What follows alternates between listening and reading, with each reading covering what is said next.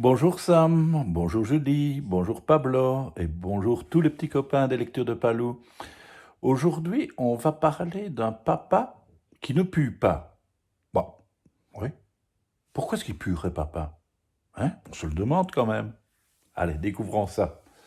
Mon papa ne pue pas. Aujourd'hui, dans la classe de Madame Monjoie, chaque élève présente le métier de son papa. Mon papa est plombier, annonce Martin. Mon papa est infirmier, claironne Manuel. Mon papa est dentiste, dit Magali. Margot se lève et déclare fièrement: Mon papa est éboueur. Martin éclate de rire. Il joue dans la boue. Il ramasse les déchets, explique Margot. Manuel se pince le nez et s'écrie: Berk, les poubelles, ça pue. Madame Monjoie renverse la poubelle et le bac de recyclage sur le sol. Depuis ce matin, on a jeté tout ça. Imaginez si personne ne venait ramasser nos ordures à la fin de la journée. Ça sentirait mauvais très vite, s'écrie Magali. L'éboueur est aussi important que le policier ou le pompier. Sans lui, on serait enseveli sous les déchets, ajoute l'enseignante. Margot a envie de se lever et de donner un bisou à Madame Monjoie, mais elle se retient. À la récréation, les garçons taquinent Margot. « Ton père sent le poisson pourri !» crie Martin. « Ton père sent le fromage moisi !» rajoute Manuel.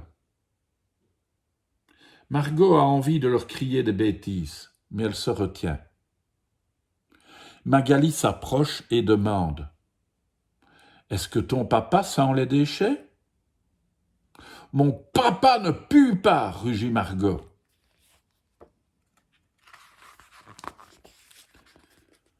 Après la récré, Madame Monjoie raconte aux élèves l'histoire du choléra. Il y a très longtemps, une épidémie de choléra a frappé la ville de Paris. Cette maladie contagieuse provenait des microbes cachés dans les déchets.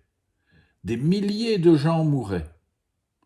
Heureusement, Eugène Poubelle, un des responsables de la ville, a eu une idée fabuleuse.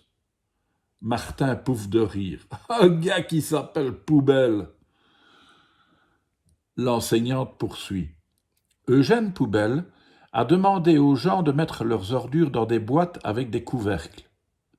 La ville est devenue plus propre et le choléra a disparu. Margot murmure à l'oreille de Manuel: « Si mon père ne ramassait pas tes déchets, tu mourrais du choléra et ce serait bon débarras. »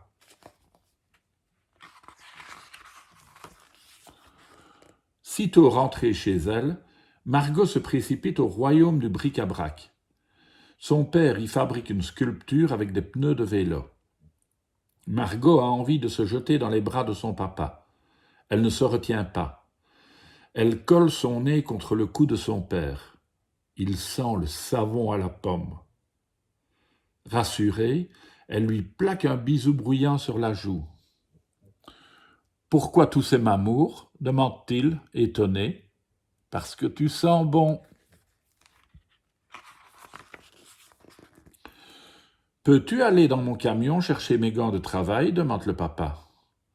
Margot court au camion, ouvre le sac de son père et sort les gants. Une odeur dégoûtante monte à ses narines. La fillette tire une chemise du sac et l'approche de son nez. Ça sent le fromage moisi, le poisson pourri. Quelle insupportable puanteur! Margot éclate en sanglots. « Pourquoi tu pleures, ma petite fleur ?» demande le papa. « Ta chemise de travail pue. » Son père sourit. « Bien sûr qu'elle pue. Je ne ramasse pas des roses, mais des déchets. Et quand il fait chaud comme aujourd'hui, l'odeur empire. Tu ne pourrais pas être plombier comme le père de Martin? J'aime mon travail d'éboueur. Il n'y a rien à aimer dans les déchets, bougonne Margot. Je passe mes journées au grand air. Je me fais de bons muscles. Je débarrasse les gens de leurs ordures et je collectionne des tas de trésors pour mon royaume du bric-à-brac. Margot hésite un instant, puis dit tout bas à son papa. Manuel dit que tu sens le poisson pourri. Pourquoi faire du chichi pour une odeur? Une petite douche et au revoir la puanteur. Margot donne un coup de pied dans un vieux pneu. Si on invitait ta classe dans mon royaume du bric-à-brac, suggère son père. Je sais pas.